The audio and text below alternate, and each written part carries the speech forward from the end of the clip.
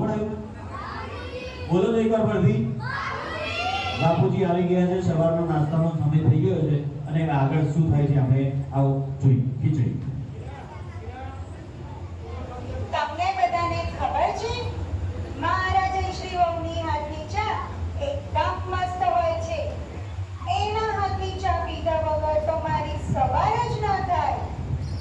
જયશ્રી, ઓ જયશ્રી, ચા લાવો છો કે પછી બહારથી મંગાવી લો?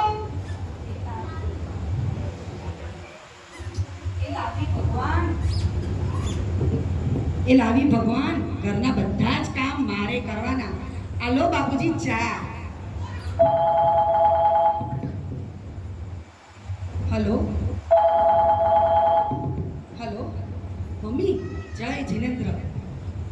નવા જૂનીમાં તો એમ છે કે બાપુજીની દરોથી સવારની એ જ કચકચ ચાલે. અને પ્રફુલભાઈ છે એ તો હંસા ભાભીની પાછળ પાછળ ફર્યા કરે છે. અને હંસા ભાભી છે એટલે બેઠા બેઠા થાકી જાય છે. અને બીજી તો નવા જૂનીમાં તો એમ છે કે પર્યુષણ કરવા આવે છે તો આપણે આજુબાજુની માથાકૂટ મૂકી, પંચાયત મૂકી, ધર્મમાં લાગી જવું. જયશ્રી જયશ્રી, પ્રફુલ ક્યાં છે? પ્રફુલ, ઓ પ્રફુલ.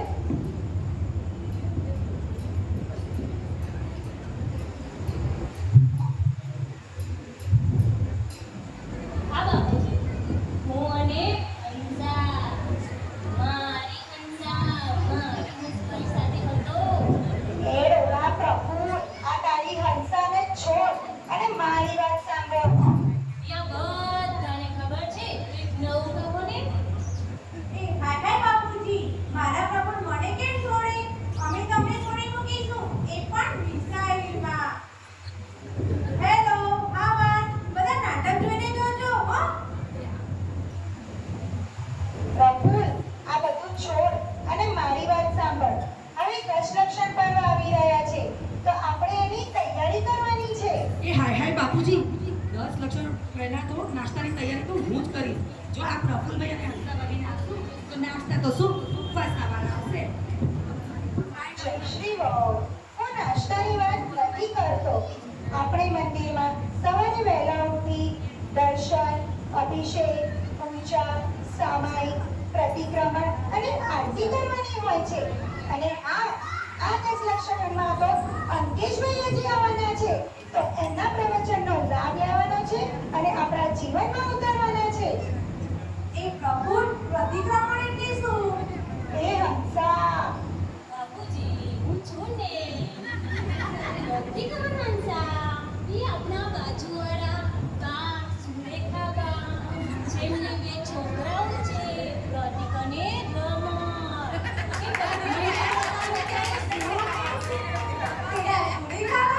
એ બંને પ્રતિક અને રમણ ઘરે આવો તો. પ્રતિક અને રમણ ઘરે આવો તો. અચ્છા, પ્રતિક્રમણ. એ બાબા પ્રફુલ, પ્રતિક્રમણ એટલે પ્રતિક્રમણ નહીં, પ્રતિક્રમણ. પ્રતિક્રમણ એટલે આપણે કરેલા પાપોની ક્ષમા માંગવી અને દરેક જીવોને ક્ષમા કરવા. સમજાયું? અરે જયશ્રી, આપણે બે આજે શોપિંગ કરવા જઈશું. નવા દાગીના, નવી સાડી અને નવા ચંપલ લઈશું અને 10 દિવસ મંદિરમાં પણ જઈશું. નવા દાગીના અને નવી સાડી સુધી તો બરાબર છે ભાભી, પણ નવા ચપ્પલ પહેરીને આપણે મંદિરે નહીં જઈએ. કેમ? કારણ કે નવા ચપ્પલ પહેરીને જઈશું તો કોઈ મંદિરની બહારથી જ કોઈ ચપ્પલ લઈ જશે. ઠીક છે, તો જૂના પહેરીને જઈશું અને નવા પહેરીને જઈશું. એ હંસા, તું બી આ પ્રફુલ જેવી મૂરતની મૂરત જ છે. બીજાના ચપ્પલ પહેરી આવવાથી ચોરીનું પાપ લાગે છે. આપણે મંદિર પુણ્ય કરવા જઈએ છીએ કે પાપ કરવા? બને ત્યાં સુધી દશલક્ષણ પર્વમાં દરેક વસ્તુનો ત્યાગ કરવો જોઈએ અને બને ત્યાં સુધી સફેદ જ કપડાં પહેરીને આવવું જોઈએ. છોડો આ બધું. મારે પ્રતિક્રમણ પછી માળા જોઈશે. પ્રફુલ, તું માળા લાવ્યો? એ કોઈ બાપુજી. માલા માલા માલા માલા માલા. બસ, ફાઇનલી માલા મળી.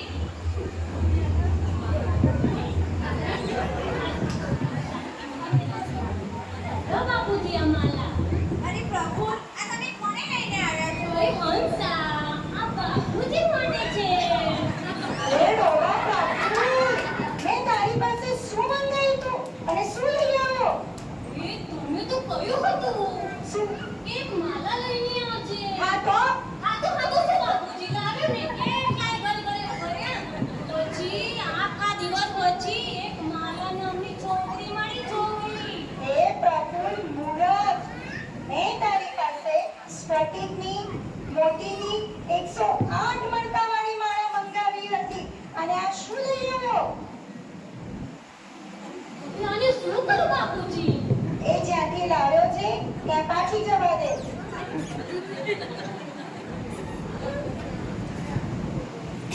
સાંભળો હવે બધા, દશલક્ષણ પર્વ આવે છે તો આપણે એની તૈયારી કરવાની છે.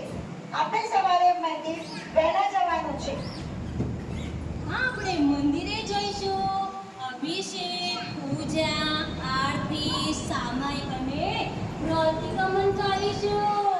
અને જે વ્રતિએ ઉપવાસ કે 10 ધર્મની આરાધના કરી હશે એને અનુમોદના કરવા જઈશું. અને પાણી કરવા જઈશું. એ પ્રફુલ્લ, મંદિર જઈને પૂજા પાઠ કરવાના હોય, પ્રતિજીવોની અનુમોદના કરવાની હોય, પણ પાણી કરાવવા તો એમના ઘરે જવાનું હોય. બાપુજી, મને વારંવાર મૂર્ખ ના કહો. મને ખબર છે અને તો હવે આ બધાને ખબર છે. ખબર છે ને? બધાને ખબર છે. અને જ્યાં પાણી કરવા જઈએ ત્યાંથી gift મળે છે કે નથી મળતી? હા, જો બધાને ખબર છે gift મળે છે. એટલે તમે જવાનું કહો છો. એ પ્રફુલ્લ, તું ક્યારે સુધરીશ? એને ગિફ્ટ ના કહેવાય, પ્રભાવના કહેવાય, પ્રભાવના. એ ભાવથી આપતા હોય છે એટલે લેવાની હોય. એ લેવા માટે જબરજસ્તી કે લાલચ ના કરવાની હોય. ચલો ચલો, હવે બધા પર્યુષણ પર્વની તૈયારી કરીએ. અને હા, તમને ખબર છે આપણા અમદાવાદમાં સુનિલ સાગર મહારાજનો ચતુર્માસ ચાલી રહ્યો છે.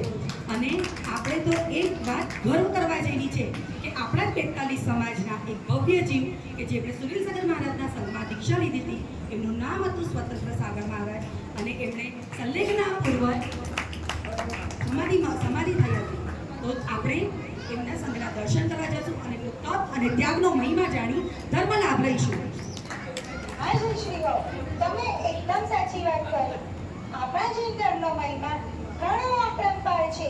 તો આપણે આ દશલક્ષણ પર્વમાં યથાશક્તિ પ્રમાણે તપ અને ઉપવાસ તો કરવા જ જોઈએ.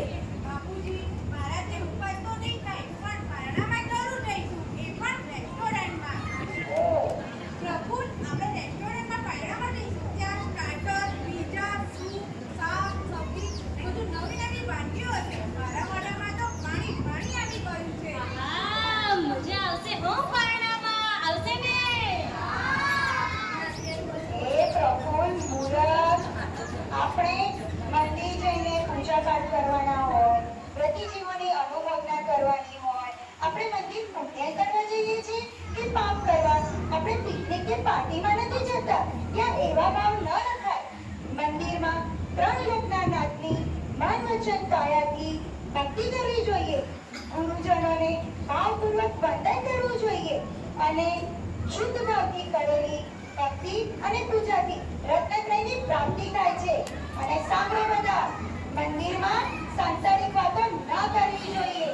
સાંસારિક વાતો કરવાથી નરક આયુ બંધાય છે. અરે બાપુજી, તમે તો અમારી આંખો ખોલી નાખી.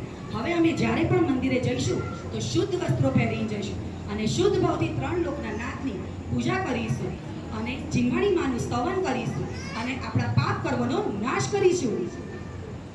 તો ચાલો આપણે બધા દરેકે નક્કી કરીએ કે દશલક્ષણ પર્વમાં યથાશક્તિ પ્રમાણે કોઈ એક નિયમ લઈને પોતાની આત્માની આરાધના કરીએ. તો બોલીએ દશલક્ષણમાં પાર્વતી જય.